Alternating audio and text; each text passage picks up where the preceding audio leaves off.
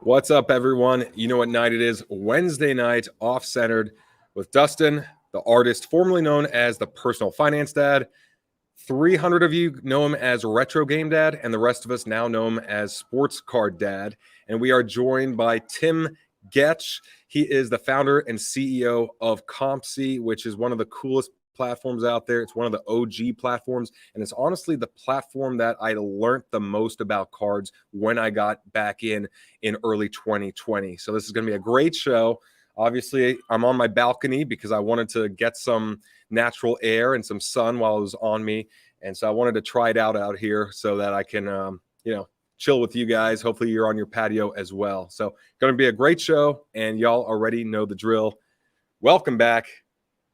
Now let's get to work. Let's bring on the guest that I am obligated to bring on, Dustin. What's up, man? I noticed that you're staying in the Bates Motel now. Good for you. What you don't see is the beautiful Pacific Ocean. Oh, another whale just breached and did its like up and down thing. It was crazy. And then Sean White's over there. He just another 900. Oh my God, this guy's a beast.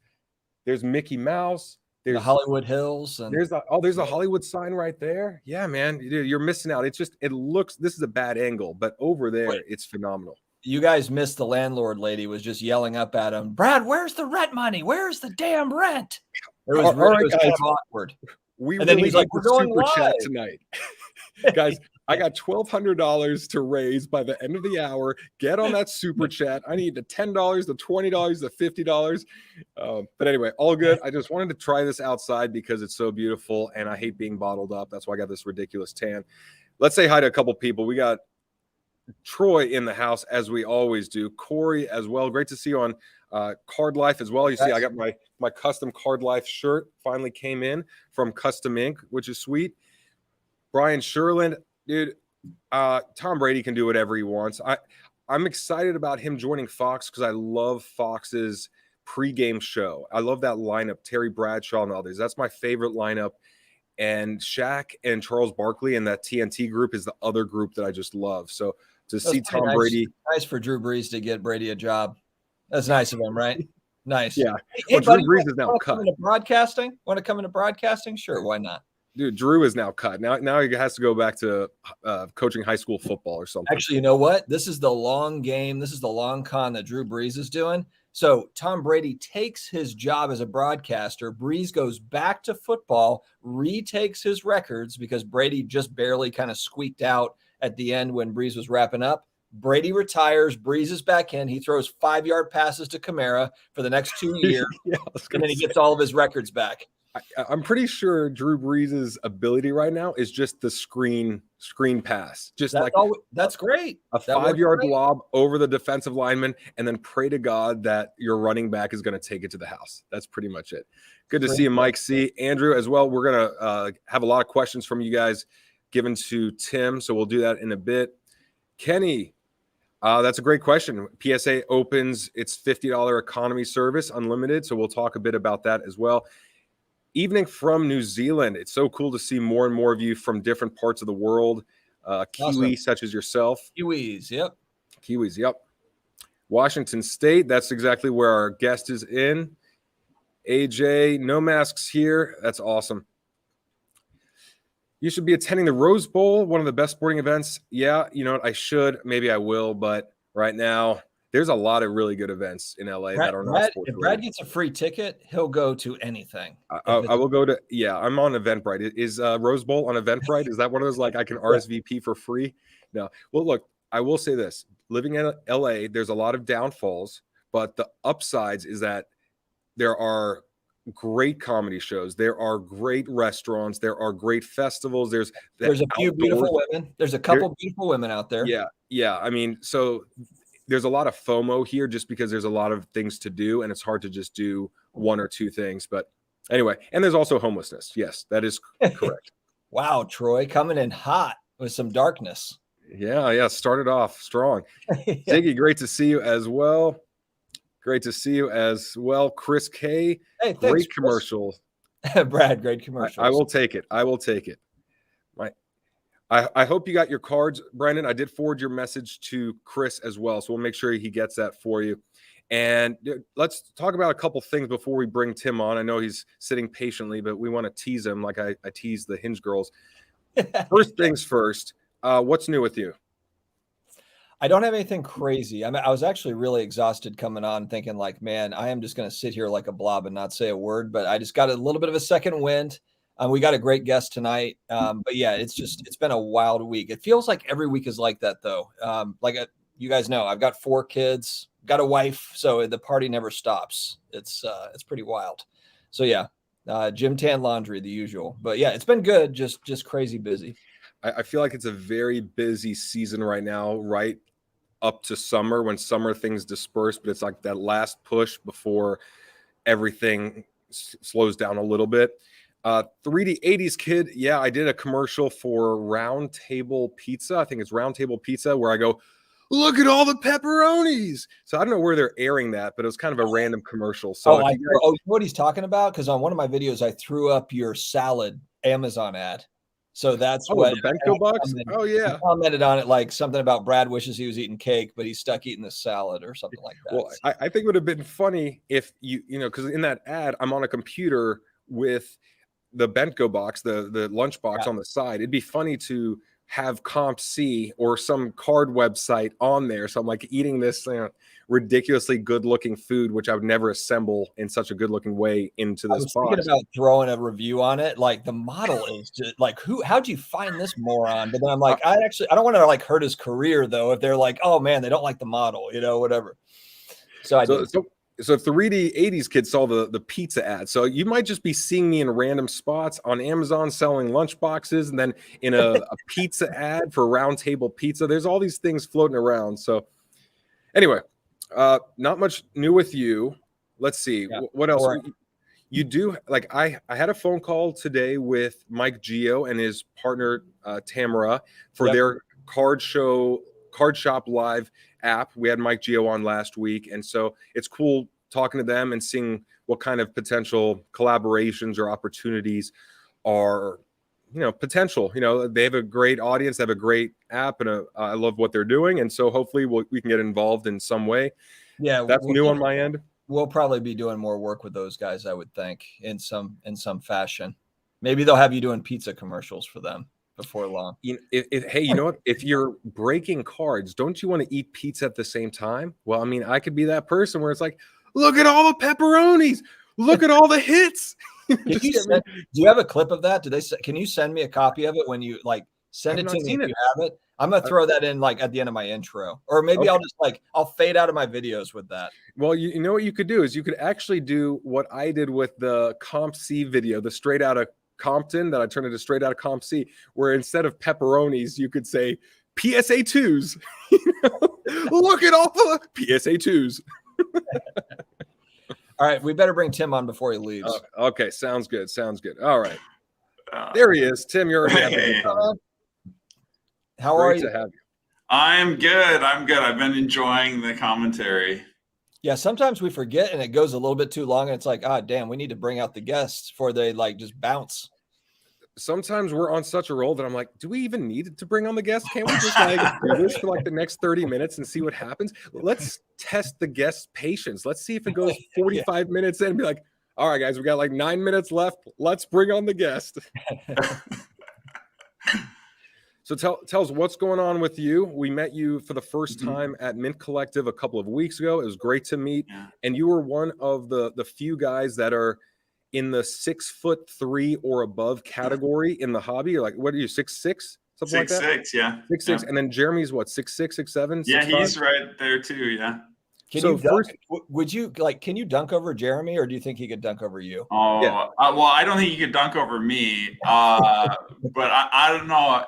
Actually, there was an Upper Deck event in Miami or in Florida, Orlando, I think, a few years ago. They had something at the NBA Experience, and Mike Fruitman has a video of me dunking there. That's the first time over 40 years old that I dunked, and I don't think I have since. But yeah. So you're actually thinking back to the Mint Collective. A lot of new companies. You were probably blown away because you run one of the longtime companies. I mean, you've been. When did you start COMC? What year? In 2007, we started this business model. I actually had a website selling my own stuff for a few years before that. I started building it in 2003. So okay.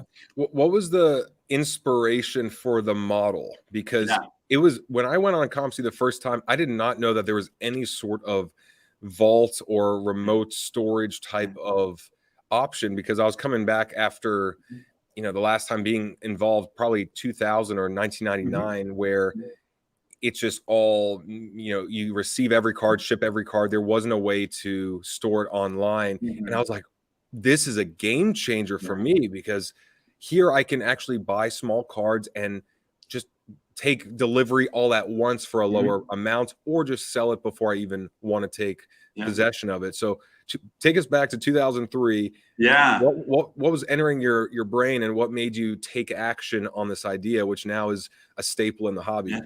So I was getting back into collecting, and eBay had just started when I kind of went off to college and put my collection aside. And when I came back, eTops and the Pit. I don't know if you are familiar with either of those, but the Pit sounds like a pretty sweet strip club. The eTops was basically weekly IPOs. It's very similar to like Tops Now, Upper Deck's Game Dated Moments. They would like create a new card every week or so, and they'd have an IPO. You'd bid on it, and they would like maybe issue 50 copies or 1,000 copies, depending on who purchased it. And then you'd use eBay to buy and sell them, but they stayed in their possession. They would print whatever people purchased. It would stay in their possession. You could use eBay to buy and sell, and then you could pay them through the nose to have the card shipped to you. So very few people actually got the card shipped, but it was only those cards. Like, it wasn't random cards that I already had possession of. It had to be one of those cards, and nothing happened instantaneously. Like, you would win an eBay auction and then have to wait a couple days for the card to get transferred into your account.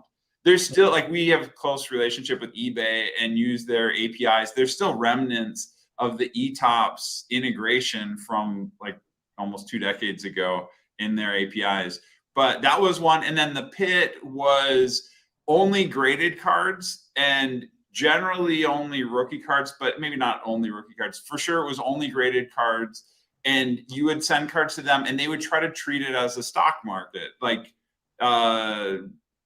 every PSA 10 of a certain card was like a stock certificate.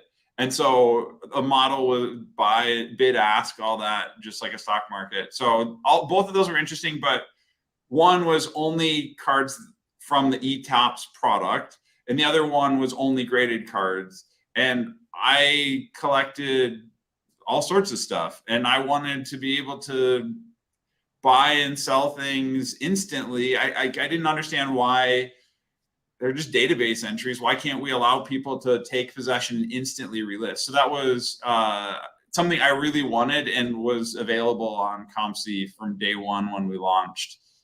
It was the national in 2007 in Cleveland that we launched the service, and that was like my demo. I'm like, look, you can go on the site and see a card that's underpriced, and then you can buy it and instantly relist it. Of course, like almost all the cards were mine, but anyhow. That's a great idea. I'm going to start a platform. I'm going to market it as a platform, and I'm just going to sell my cards. I'm just going to be like, you could buy this card and this, and we already have 5,000 cards listed, and it's just all mine. Yeah. So actually, it's kind of funny. I always was intrigued with sports cards.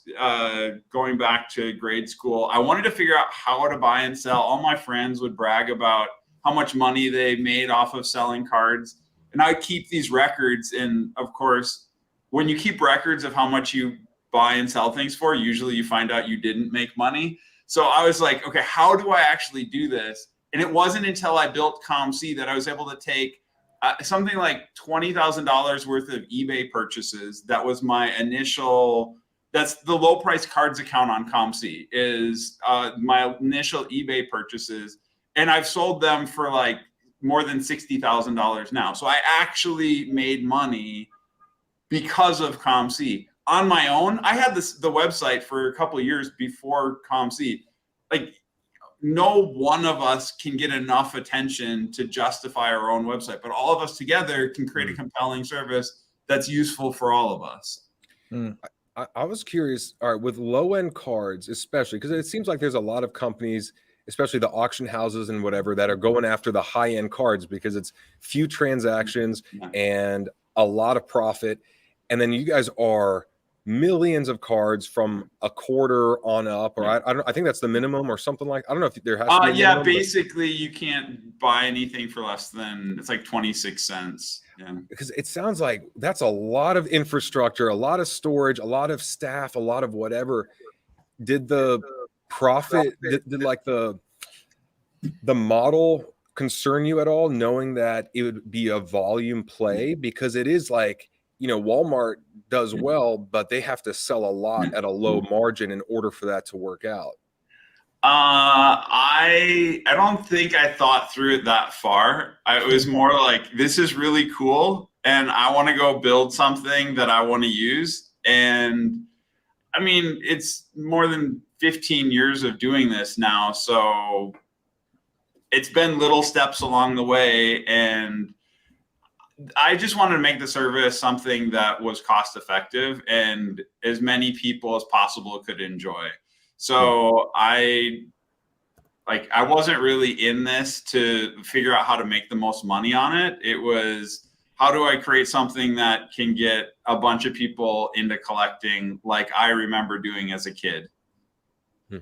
That makes sense. So you are the OG vault. If you look back, and now you were doing vaults before it was cool to do vaults. Now everybody wants to do a vault. eBay's got a vault, alt vault, blah, blah, blah. Vault. We have a vault. Me and Dustin have a vault. I saw that. I saw that. Yeah. So I'm sorry, Tim, because that's going to take a big chunk of market share. So we apologize up front. But and just like I have the most epic view right now, which you can't see, so do the cards that people send to us in our vault, which has a great meadow view of the middle of Nebraska. They get to play with the cows and the pigs, and they get a great life in our vault system. I don't know about yours. It sounds like a bit too sterile and too confined. Yeah, ours is very green friendly. It's very eco friendly. Sustainable. We're all about the future.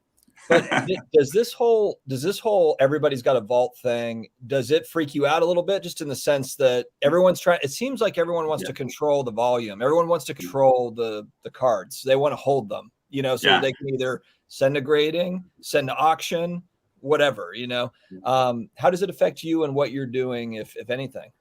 So I do have to say, imitation is the greatest form of flattery. So it brings credibility to what we've believed in for years. And as you said, everybody, like, if you have a marketplace, if you have a grading company and you don't have a vault, people are wondering why.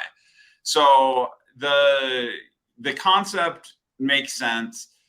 Everybody right now is focused on very high-end cards because it does take a lot of work to do this. And so they're focused on things that have good margin. We are in a very different space. So they're basically establishing the high dollar potential for cards, which trickles down and helps us as well. Like, if people know that a card can eventually be a several $1,000 card, then they feel more comfortable buying a card for $50 and not worrying about it. So like, it basically establishes those are the things that make the headlines. They're going to get the documentaries and all this other stuff. But there's millions of collectors that don't have $10,000 to spend on the big ticket item and will be there for everybody else. So we really try to make our service as cost effective and as broad as possible, as a moat that's harder and harder for anybody to come and compete with.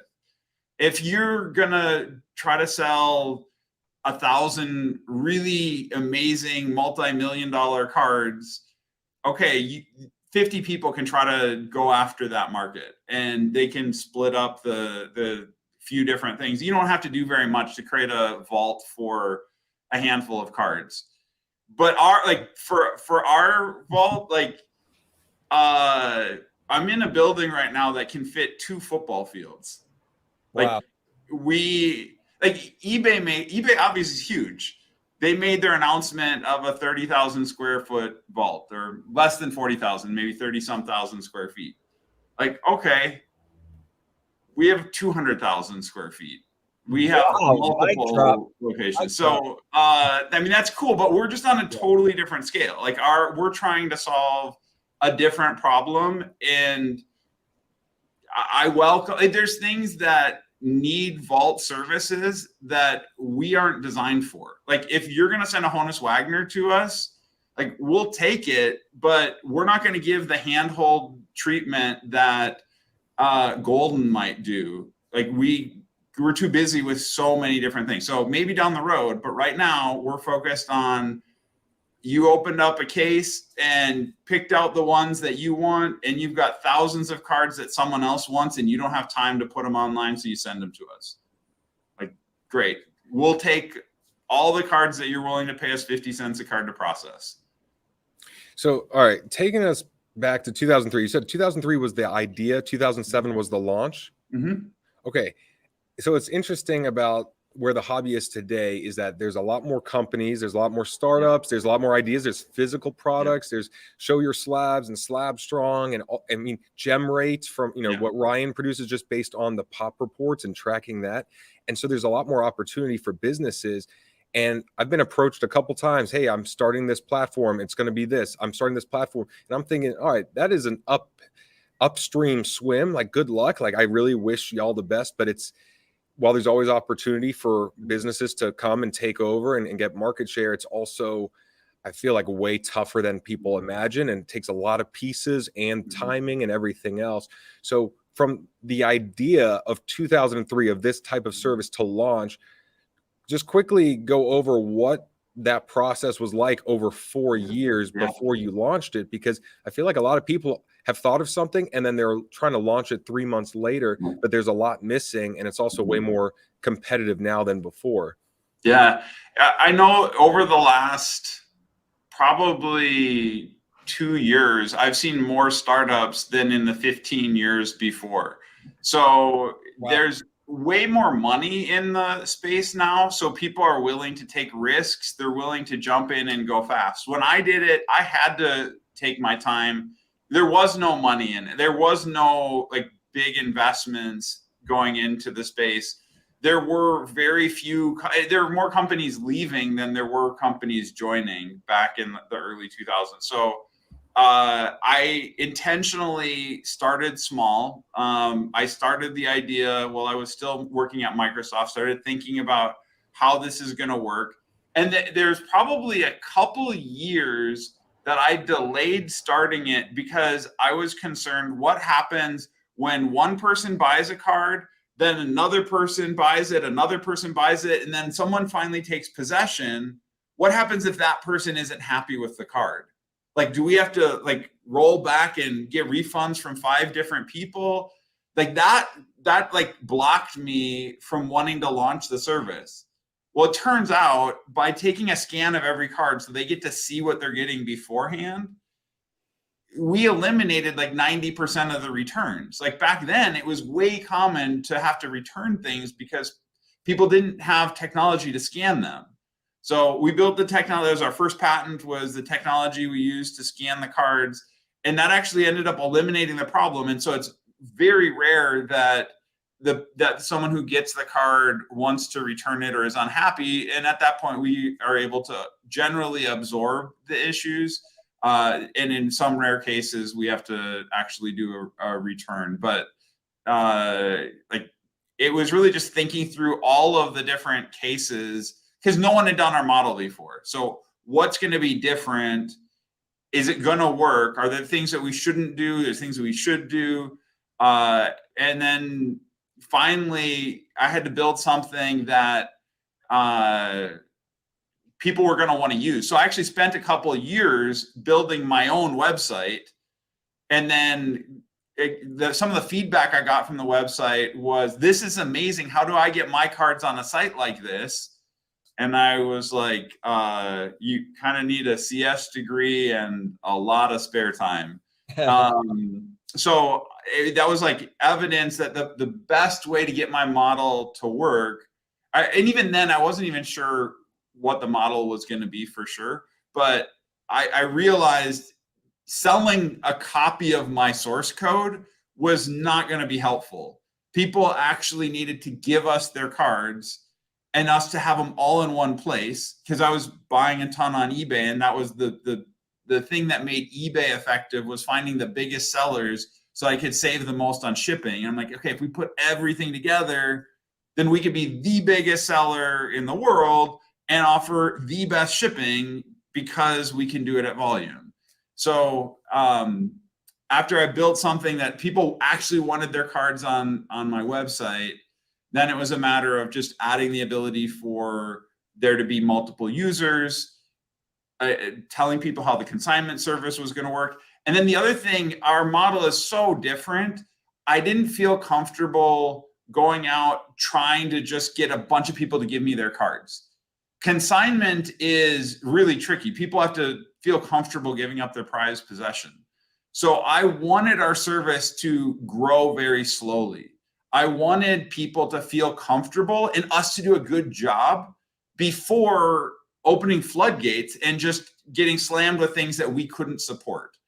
And that's one of the tricky things with so many of the startups today, is even if your message is successful and there's a good product market fit, you may have to grow too fast, which is what happened to us at the beginning of the pandemic. Is the market grew faster than we could handle.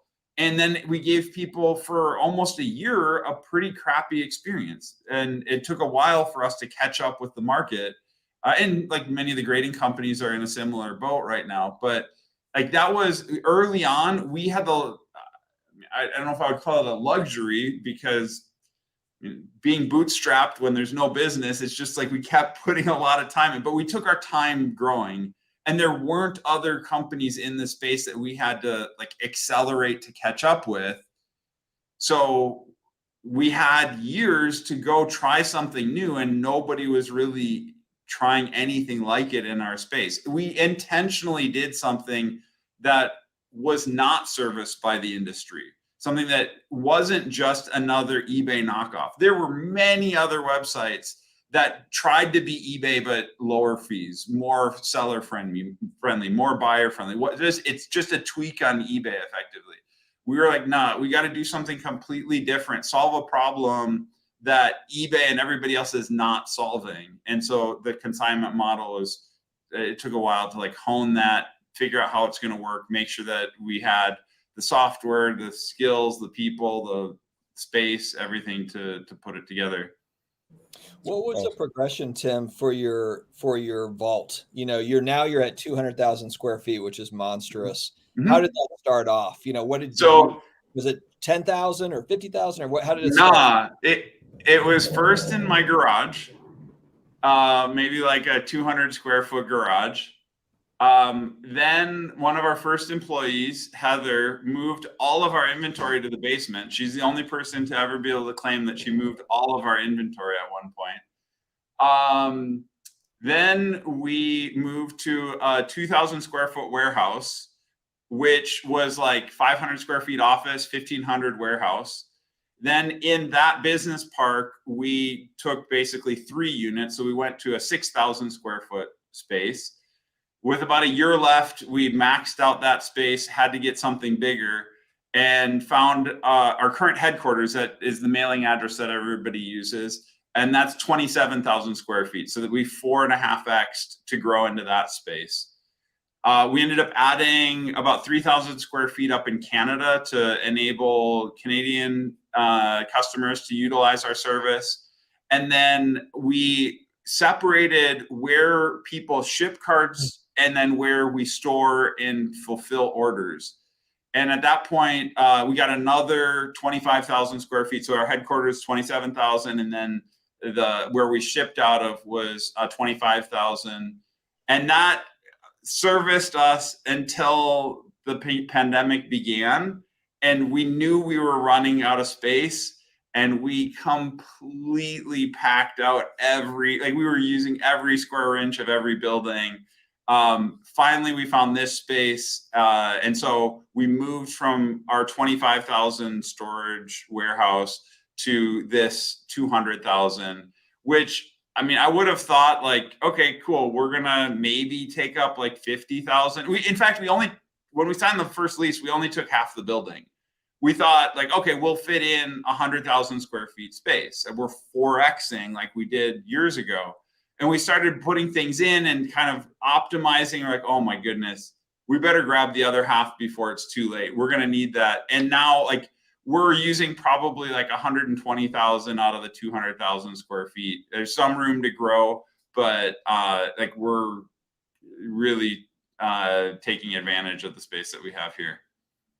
All right, real quick. We have other questions in terms of what you're planning to do in the next 6 months, how you're pivoting, and I want to get to that.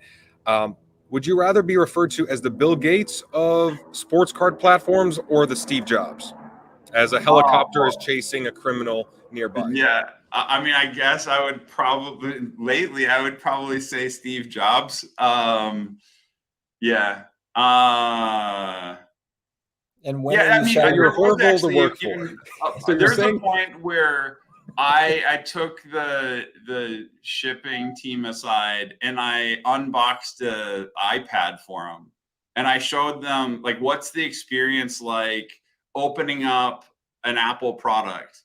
And I'm like, okay, we need to be the Apple of our industry. Like we need to provide Overpriced, like at the exactly. time people were like getting their eBay orders in a diaper box or like some random whatever scrappy package. Like, okay, we're going to try.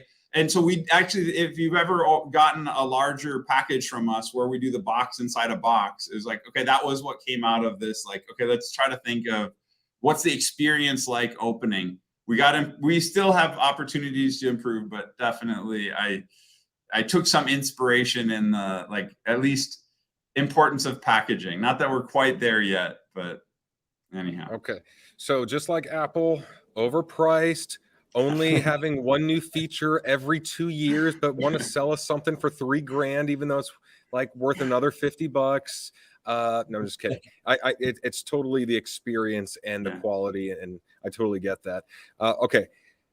One last question I have, because before you say that, we have to obviously ask, when are you selling to Fanatics like everybody else has?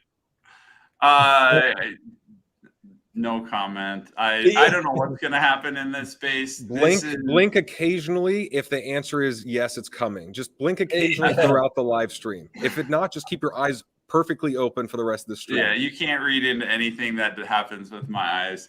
I like to smile and squint, so no comment. I do really appreciate what Fanatics is trying to do in our space. They have ambitious goals. It's great to see the attention here. Yes, there's lots of things happening. We've gotten very flattering approaches from just about everybody in the industry. So right now, we're happy being on our own and doing as much as we can for the hobby. Okay. And real quick, before we get to questions, all right, you see a successful platform that's been around, that's doing well, and there's all these other entrepreneurs. There's people starting brands. There's people that have ambitions to do something in the card space.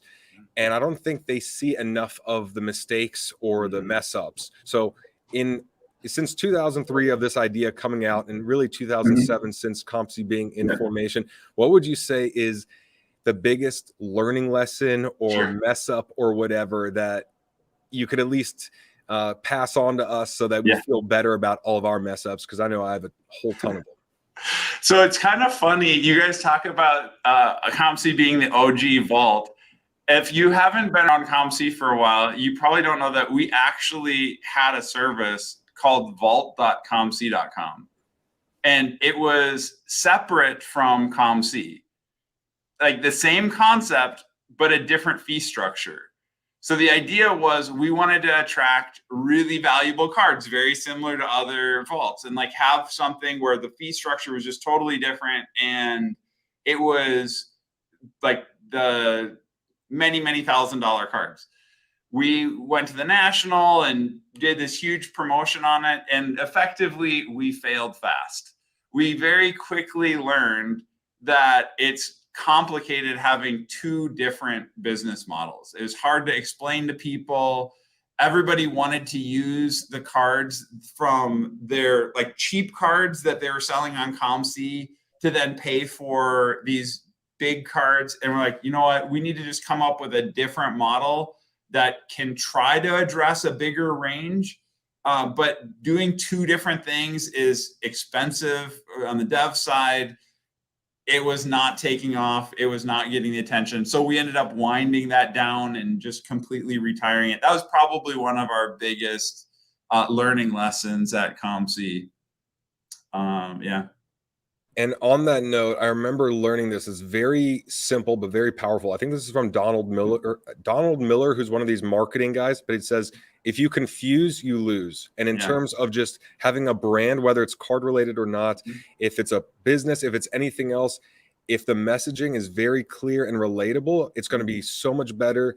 Like, and that's why I think a lot of people say it's the Airbnb of ice cream. It's the Apple of plants. It's whatever, so that it's like, oh, I get it. Versus, okay, so I have this thing where people do this and this, and trust me, like I have my community that I've launched, and I keep thinking, how do I simplify it? It's the Alumni Association for card collectors. It is the Growth Network for the hobby. It is whatever else, but I'm still going through that right now. But so I totally get it.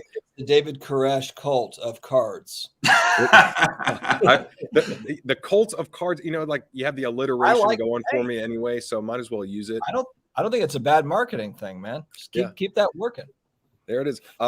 Real quick, have you, and we're going to go through the questions now that we've gotten through all of our nonsense, we want to ask you the questions that we see here in the comment section. So I know you guys have been putting in comments for the last 37 minutes, so feel free to repeat those so we can go through it with Tim one more time and not skip over it. But first of all, by Brett, have you heard of Brad's rendition of Straight Outta COMC? I saw the video that you posted.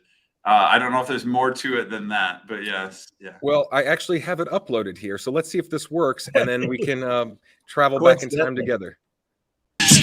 COMC, Flipper, Brad. COMC. What's up? Tell him where you from. Straight out of COMC. Another crazy ass Flipper, Brad. is his name and the boys coming. Straight out of COMC.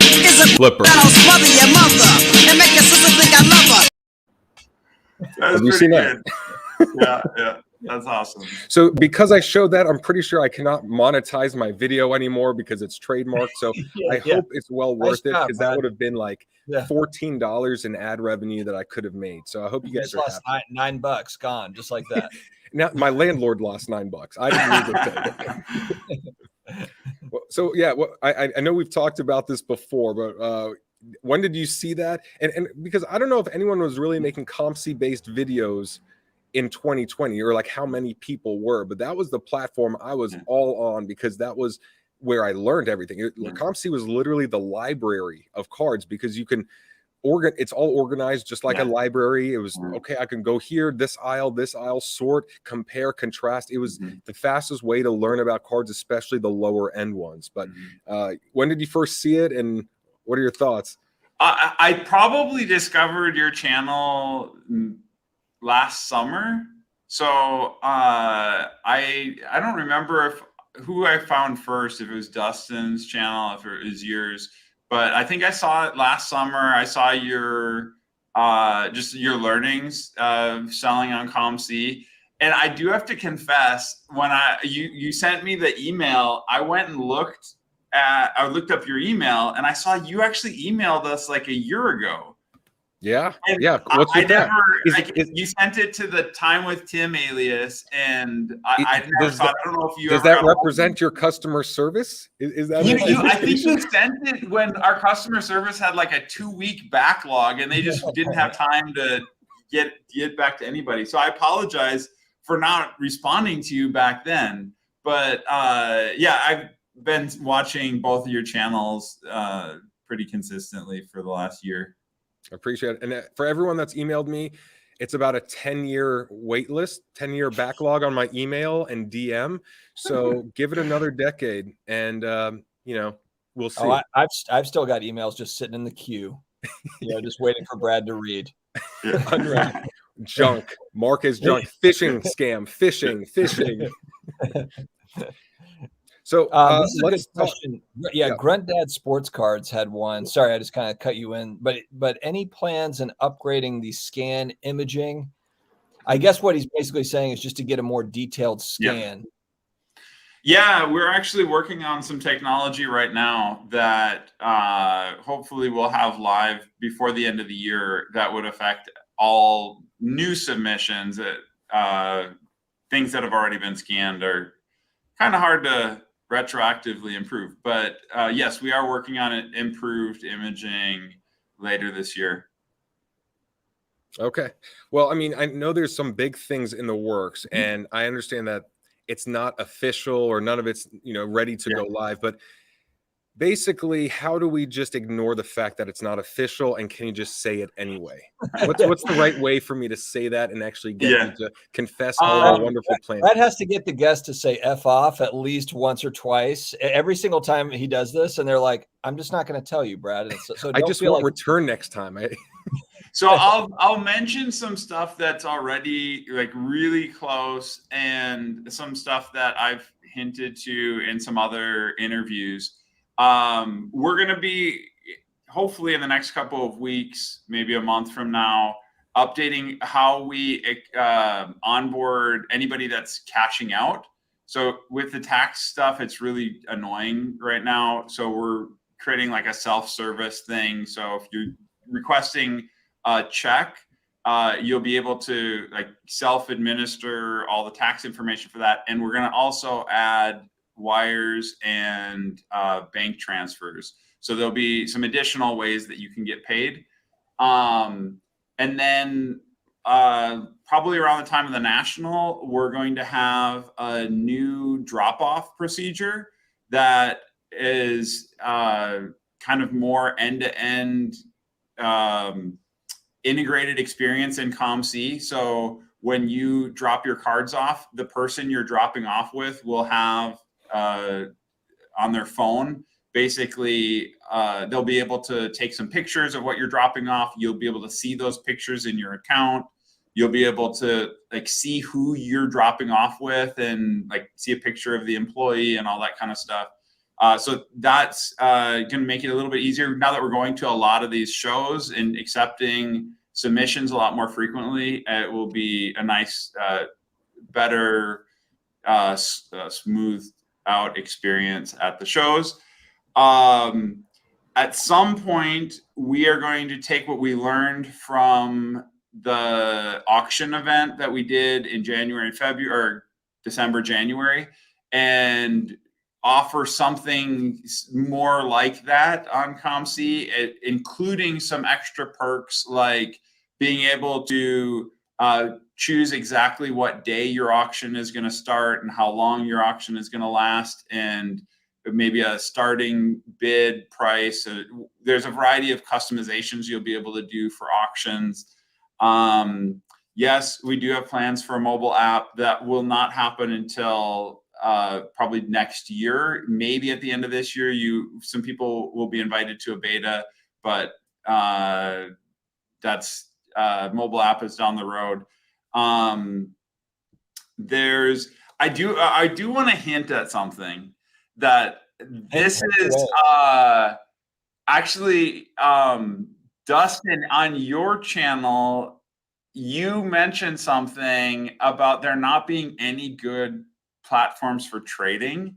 Yes. So I built something. I influenced Tim Getsch. Yeah. Influencer, Dustin the influencer. So I do the model for it. The model that I built was actually proposed by another customer. I don't remember his name. He chatted with me at the National a few years earlier. And I was like, yeah, I think we could do that. And then when you mentioned that, you're like, why doesn't somebody build something? I'm like, you know what? I have a design. I'll just go build it. So it's like 3/4 built right now. And so I've been talking to people about like things that we can offer on COMC that would drive a lot of business to COMC, but before we do that, we have to scale our capacity. Like, there's no point in launching a service like a mobile app that might double our sales, double what people are going to consign, if that's just going to create a backlog that we can't service. So we are first going to, and I established these goals. These have been posted publicly. Our goal is to increase our capacity by 50% a year. So everything we did last year, we're trying to ship 50% more cards, list 50% more cards, generate 50% more sales. So we want to grow by 50% this year, next year. We think we can do this for the next 5 years, grow by 50% a year. Especially, like I said, I appreciate what Fanatics is doing, their investment in the space. We don't have to worry about like short-term stuff. There's a long-term potential. Trading cards are going to be in people's top of mind. They're relevant for the next generation. So we're going to go full speed ahead, investing in increasing our capacity. And as we can do more, then we can pair that with a new mobile app, a better website, the ability to trade, opportunities, like all these other things that people have been asking for. What was that, Brad? Don't worry about it. Okay. I said sponsorships of live streams. There you go. Yeah. Please expand, Tim. Please. So those are some of the things that we're working on. Yeah.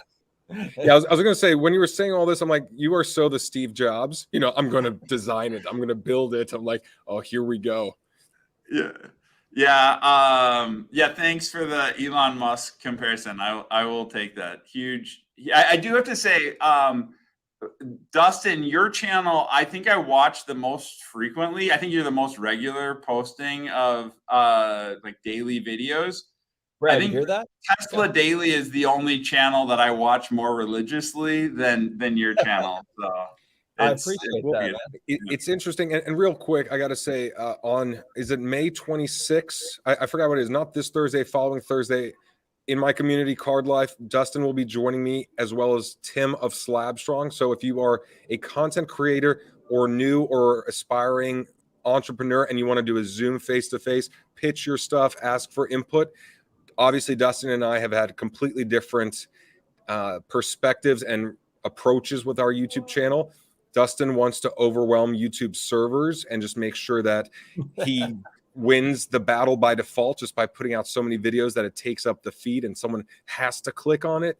I like quality over quantity, just like my ladies. You put out a lot of quality a lot, Brad. You can do both. All right, anyway. I can't, not that much. But anyway, that's a shout out so that anyone that wants to join us face to face, that'll be a good time. But keep going, Tim. Yeah. So those are just some of the things that we have in the hopper. There's all sorts of exciting things happening at COMC. We have our work cut out for us for sure.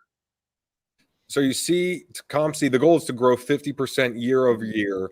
Mm-hmm. And you have the app coming at some point. That's the goal. Mm-hmm. The trading side, a trading platform is 3/4 of the way complete. Is that correct? Yeah. So that there's no timetable on that, but it's hopefully the next year something.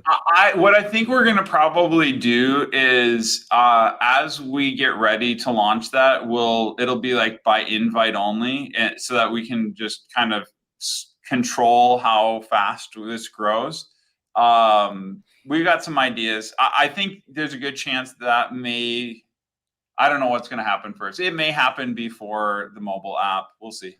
Well, please invite Dustin, because you can get a 5-part review series videos out like within 6 hours of the invite. So, I mean, Dustin will love the opportunity for more content. He's giving me all the compliments because he knows I'm going to make the videos and you're not going to make the videos. I'm just going to make one epic evergreen video that's going to take over. A 30 I just got to do the work. Short. Yeah, 30-second short that gets 50,000 views or something. I'll take it. I'm going for the home runs. Dustin's going for not for singles. Dustin's going for bunts. He's just going to bunt and trying to run on first. I'm going for the grand slam. Get on base. That's it. Just keep on getting on base. That's it. Base hits. Okay. One question I do have, because not only are we seeing a lot of vaults, but we're seeing a lot of partnerships. So we had CSG with PWCC, eBay has partnerships with you. And it looks like as things get more competitive, more people are all right, well, this app, this live streaming app here is like having to partner with content creators, having to partner with other platforms, grading companies. Everyone is looking for strategic partnerships. And I think it's because it's getting so competitive, more and more money's at stake. And as a collector or investor, you're overwhelmed with all of these different platforms, and you don't really want so many. You want a couple that you can trust and get the hang of. But what was it like partnering with eBay? Like what was it that you said we need to partner with eBay, or we need to like look into this partnership? Just because that was one of the first partnerships that I saw, and it actually gave me a lot of confidence, because not only were you tied to the one household name I knew before getting back in, but I also knew that if I sent my cards to COMC, I was not taking it off of the platform with the most eyeballs. And so for me, I looked at it as great. It could sell on eBay, or it could sell with COMC, but regardless, I don't have to pick and choose. Yeah. We actually, a few years before we did the eBay partnership, we had our inventory listed on Amazon. And I met with Nicole, who's now actually at Alt. And she was like, hey, I'm new to eBay. You guys are doing some cool things. You should join eBay. I was like, I'm open. Let's explore it. And so it's been kind of a journey, I don't know, 4 or 5 years now that we've been integrating with eBay and listing our inventory. Basically now, almost everything that we have is on eBay. If we have 30 copies of something, we won't list all of them on eBay, but pretty much everything that we have is listed on eBay. It's been years in the making. It's been a great relationship with them. And as you said, it eliminates the need to try to decide. With COMC and eBay, you have the 2 biggest platforms, so you can just send it to us and we'll take care of it. Awesome. And I see that as the future, to be honest. I see like these partnerships being the future, where it's going to be too tough to do it on your own. So yeah, great work there. Let's see. What about Josh's question?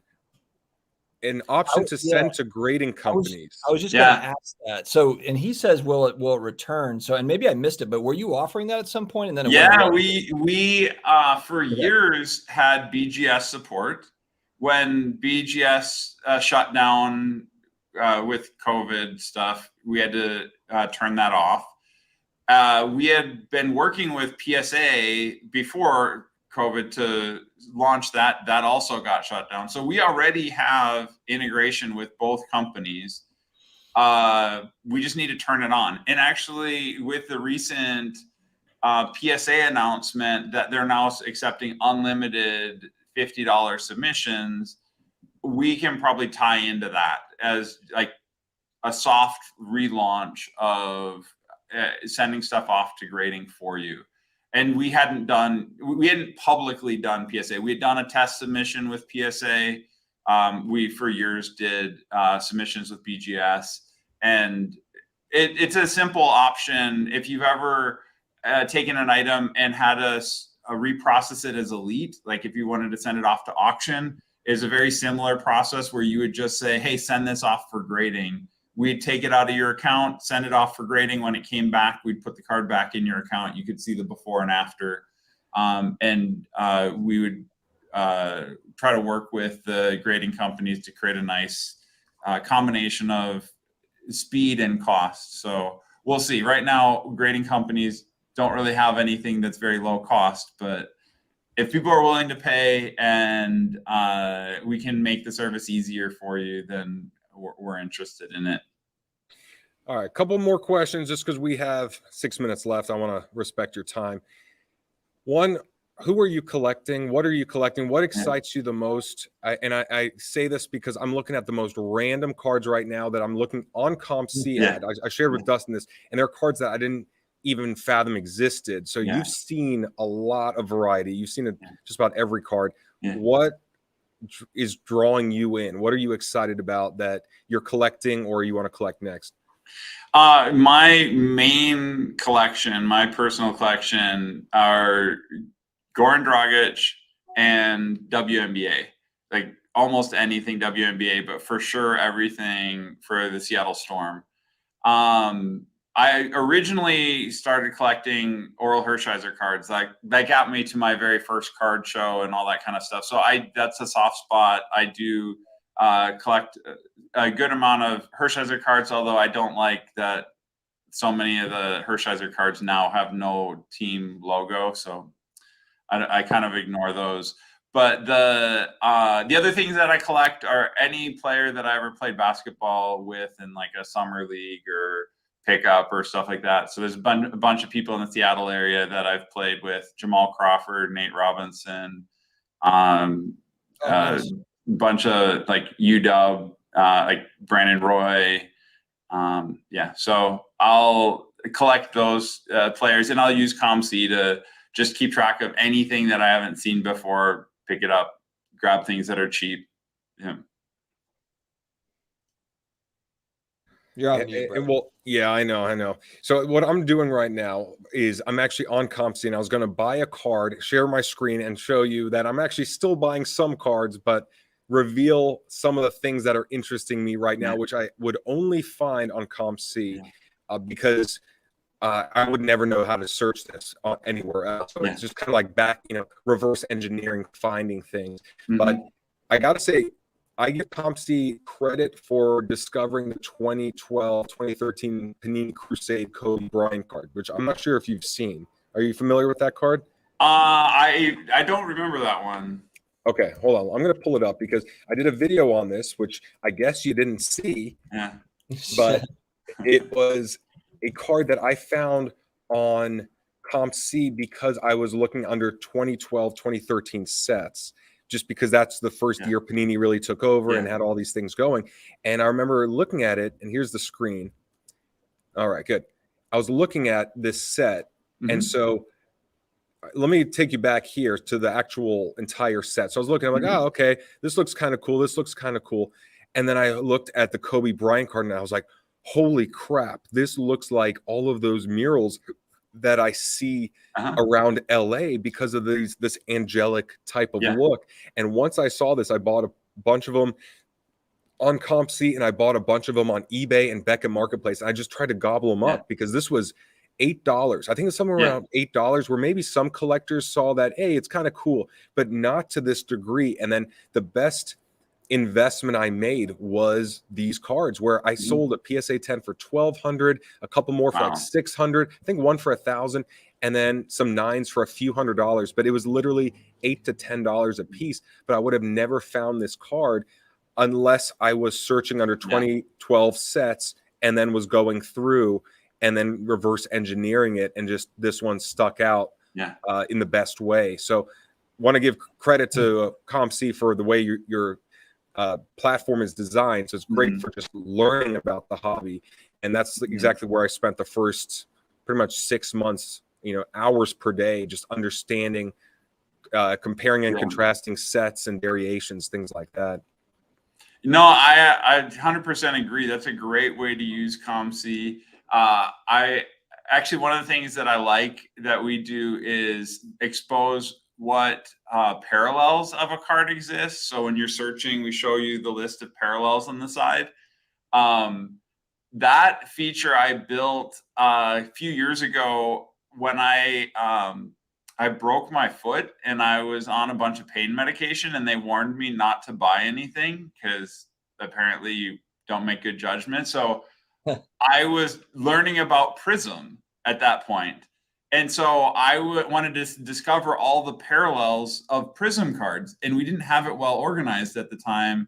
And so I added the feature so that when you're looking at any card, you can see like, oh, there's a gold, a silver, here's the quantity of each. And then I, on medication, went and bought like $10,000 worth of Prism cards, which turned out to be pretty good because Prism cards have done very well in the years since then. But yeah, I love using the site to just go discover what's out there. Oh, I didn't know there was an Elon Musk card. I didn't know that a certain series had been issued a few years prior. And oh, that's what this series looks like. So there's so much stuff to learn about cards when you can see them, you can see the trends, you can see the comparisons. Even sometimes just like because we give you the images of the front and back of every card, you can discover like, oh, there's slight different versions of this card. Yeah, definitely.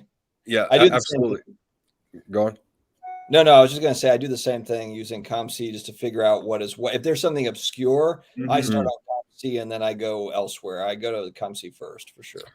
So before we log off, because I know it's 7 o'clock here on the West Coast, I want to get one last question before I go on COMC and buy a card, because I have it pulled up right here. I'm going to show everyone what card I'm buying. I have store credit because I've been making my little flips, and so I'm going to buy it. But it's something I'm very excited about overall in where Fanatics is going in long term, and just where I could see these cards going, just because they're so overlooked now. But it just makes sense to me. But anyway, my question for you, because you're an innovator, you know, with COMC, this is very innovative with the trading platform, with all of these things that you're seeing and knowing right now. What's a bold prediction? Not an athlete at a press conference answering like very vanilla, but like what's a bold prediction you have for, let's just say, a year from now in the hobby? It could be a takeover, it could be a niche really blowing up, it could be anything, but just something that people would go, wow, that's pretty bold, or I don't know, I don't agree, but we'll see. Don't give a vanilla answer, Tim. So I have to come up with a bold prediction that I don't already know about. Okay. Fine. A bold secret you know about that you could tell us. Which means that, well, yeah, which means he knows about some bold stuff coming. Yeah. That So, you know. I mean, new question.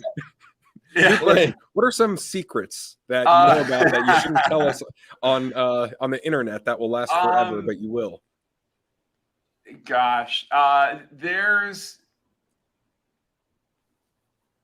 man. So I don't know what Fanatics is doing.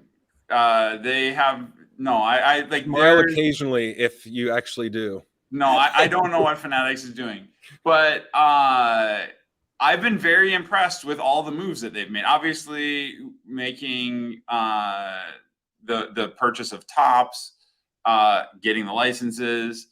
I don't think they're done. Like there's going to be more big moves that are going to make the hobby better. I don't know what they are. I don't know what they're doing. That's totally a guess. But I don't know how bold that is. But I think there's still Fanatics won't crumble is the bold prediction. Yeah.